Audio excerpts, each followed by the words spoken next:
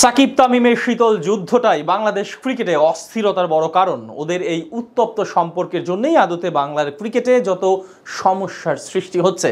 ওরা কি বুঝতে পারছে না? আরও একবার কি ওরা পারে না সব ভুলে আরও একবার গলায় গলায় দোস্তি করতে? দেশের স্বার্থে ক্রিকেটের প্রয়োজনে পুরনো সেই সাকিব তামিমকে যে বড্ড দরকার। কাঁধে কাঁধ মিলিয়ে যারা লড়াই করেছে 22 গজে, সাকিব তামিমের এক হবার এখনও আছে অন্তত দুইটা রাস্তা। তাহলে বিশ্বকাপের আগে গর্জে উঠতে পারে বাংলার ক্রিকেট। সাকিব তামিম বাংলার ক্রিকেট আকাশের দুই ধ্রুব তারা। বাঙালির হৃদয়ে ওরাই তো স্বপ্নধারা। ওরা থাকবে মানুষের মনের মণিকোঠায়, ভালো লাগার কোনো কল্পনায়। ওদের বারবার দেখবার বাসনায় চোখ দুটির বিচরণ হবে ক্লান্তিহীন। কিন্তু হলোটা কি, হচ্ছেটা কি? খুব কাছাকাছি থেকেও ওরা যেন আজ বড্ড অচেনা। চারদিকে শুধু ওদের সমালোচনা। দুজনের একসময়ের উষ্ণ শীতল সম্পর্কটা আজ বড়ই উত্তপ্ত, খুব যেন বিস্বাদ হয়ে গেছে। যাদের পারফরমেন্সে মানুষ মনের খোরাক খুঁজে পেত, আজ তাদের নিয়ে গ্যালারিতে দুধ্বনি ওঠে। হাড়ি পাতিল একসাথে থাকলেও নাকি শব্দ হয়। ওরা তো 1.5 যুগ একসাথে খেলে ফেলেছে। সমস্যাটা তো হতেই পারে। তাই বলে সমস্যাটাকে কি নোংরামিতে নেওয়া ঠিক হবে? না হচ্ছে। বিশ্বকাপে যাবার আগে একবার সাকিব আল হাসানের দেয়া ইন্টারভিউ দুভাগ করে দিয়েছিল জাতিকে। আবার আরেকটি টেলিভিশনের সাক্ষাৎকারে তামিম সাকিবকে খোঁচাও দিয়েছেন। খুব কি দরকার ছিল এসবের?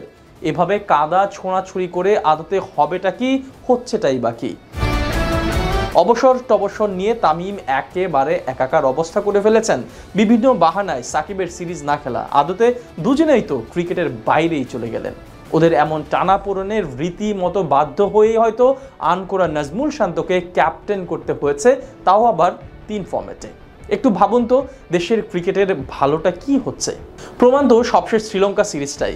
ঘরের মাঠে ওদের বিপক্ষে হেরে গেছে টি-20 আর টেস্ট সিরিজে। যে যাই বলুক, যারা এতটুকু ক্রিকেটীয় জ্ঞান রাখেন নিশ্চয়ই দ্বিমত করার সুযোগ নেই, শান্তর থেকে সাকিব কিংবা তামিম ক্যাপ্টেন হলে দল আরও ভালো করবে।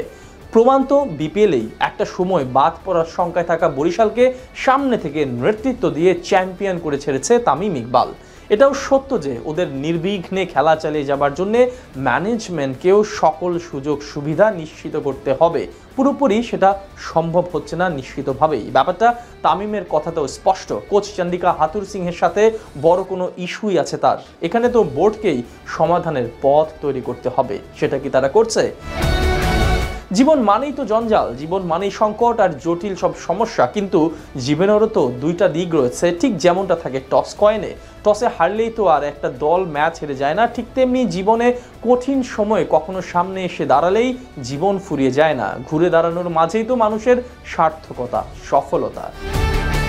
সাকিব তামিমের জীবনে কাদা ছোড়াছুড়ির যে খেলা চলছে, দেশের স্বার্থে ক্রিকেটের প্রয়োজনে এটা বন্ধ হওয়া উচিত, সেটা যত দ্রুত সম্ভব।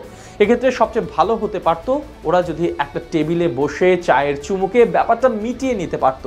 যদি অহমিকার কারণে ওরা বসতে বা কথা বলতে নাও পারে, তবে বোর্ডে কি এমন কোনো শুভাকাঙ্ক্ষী নেই, তার এমন কোনো সতীর্থ নেই যারা ওদের একবারের জন্য, অন্তত একবারের জন্য মুখোমুখি করতে পারে, যাতে সব রাগ আর অভিমান হাওয়ায় মিলিয়ে দিতে পারে? দেশের ক্রিকেট বাঁচাতে কিছু একটা করা জরুরি, খুব জরুরি।